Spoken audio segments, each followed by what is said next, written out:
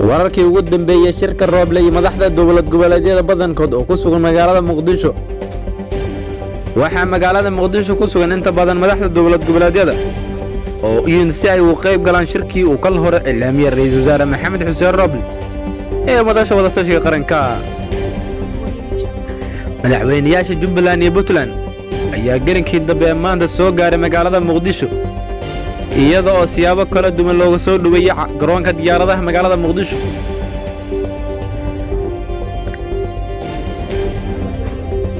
Axmed Madoobe Siciidana ayaa ku biiray qoorqoor iyo guudlaba oo hore u sii joogay magaalada Muqdisho. waxaa kaliya ka maqan madaxda dowlad goboleedyada lafta garan oo asagana la filayo inuu soo gaaro caasimada dalka inkasta uu hore u diiday shirka, balse xog aan ogaanay ayaa sheegaysa inuu aqbalay.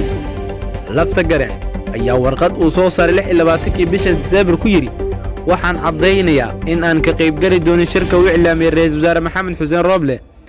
go'aankan uu ka dhashay kadib markii lagu xadgudbay madaxbannaanida guddiga xalinta khilaafaadka oo 7 xubnood laga saaray iyo guddiga hirgelinta doorashooyinka heer federaal oo shalay la kala qaybiyay. caasimada online ayaa ogaatay in lafta garan uu bedelay mowqifkiisa kadib cadaadis xoogan oo kala kulmay dowladda Mareykanka oo iyadoo taageero ballaaran u muujisay shirka uu cilaamiyay ra'iisul wasaare Maxamed Xuseen Rooble. shirka Rooble ee golaha wada tashiga qaranka ayaa waxaa dib u sixid looga sameey doonaa doorashooyinka socda kadib markii mucaaradka si weyn ugu hor yimaadeen hannaanka ay ku bilaabatay doorashada golaha shacabka.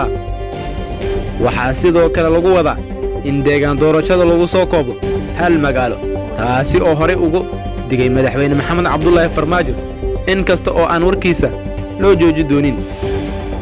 shirka golaha wada tashiga qaranka oo qorshu ahaa in uu furmo 27 bishan ayaa waxaa ku yimid dib u dhac kadib markii uu madaxweyne Maxamed Cabdullaahi Farmaajo isku dayay in uu fashiliyo inkasta oo ku guul dareystay. si kastaba waxa uu ku soo aadiyaa shirka golaha wada tashiga qaranka oo inta badan ka qaybgalayaasha madaxda ku bahoobay xilli xasaasi ah oo dalka ka taagan yihiin xiisado siyaasadeed iyo khilaaf u dhaxeeya madaxda dowladda gaar ahaan madaxweynaha iyo ra'iisul wasaaraha.